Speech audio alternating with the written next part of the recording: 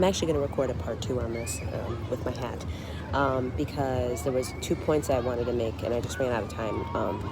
One of them being when I mentioned my mother's insecure.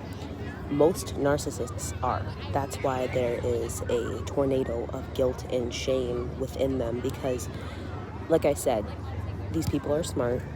They know what they should and should not be doing. I think that there is some, I always say that in boomers specifically, narcissism just kind of lays dormant, like HPV in in like Gen X millennial fucking type era, you know. It just lays in there because I think a lot of people of the boomer generation, which that's a whole different topic.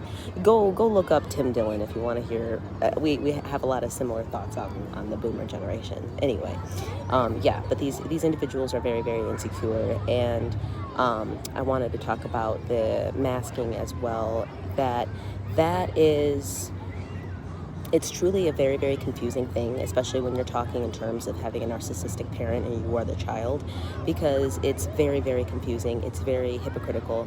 I mean, you see your loved one outwardly showing love and healthy expressions outside of your home, and then you come home and that's a completely different story, you know. And I think that is where, for me, I think a lot of my inner turmoil comes from, of kind of just not being able to trust the things around me and trust myself, because things are changing so much, and we put people on a pedestal, especially our parents. We put parents on a pedestal, so we believe what they tell us to believe, and then we end up finding out that a lot of these things aren't true. And when you find out that they aren't true because them being untrue benefited your parent, that's a very frustrating adult-child moment.